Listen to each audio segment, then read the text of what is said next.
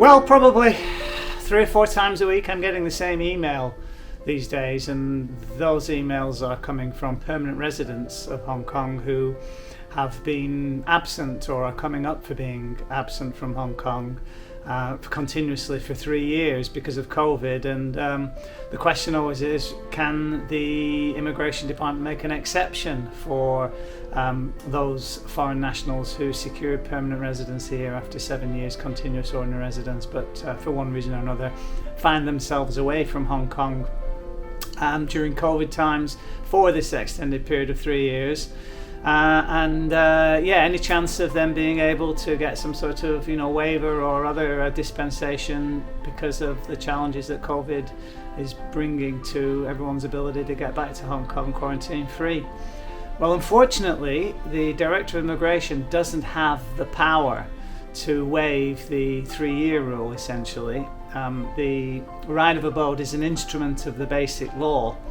And this means that unless and until, as a permanent resident in Hong Kong, a foreign national permanent resident of Hong Kong, unless and until you have been physically present in Hong Kong on at least one occasion in any 3-year given period, you will be, by operation of law, automatically downgraded to the right to land in the event that you're unable to get back here for the once in 3-year criteria. So what does that mean in real terms? Well, actually, the right to land downgrade that occurs, whilst it's disappointing, in order to say something positive about that, bottom line is that the rights that accompany the right to land, that's the right to work, the right to sponsor your family members for dependent visas, the right to sponsor elderly parents for dependent visas. Some of the other rights that accrue with the right of abode are lost. You do have the right to be deported, but you can't be removed from Hong Kong. Functionally, the right to land is the same as the right of abode, albeit you can be deported.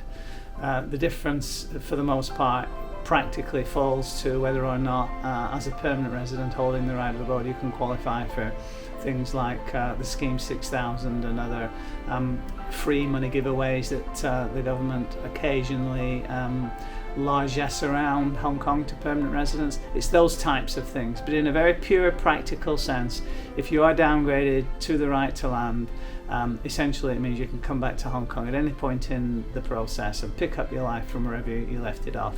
You don't need any permission from the Immigration Department to do that. And 7 years of continuous ordinary residence later, you can then subsequently apply for right of abode once again. So that deals with that one.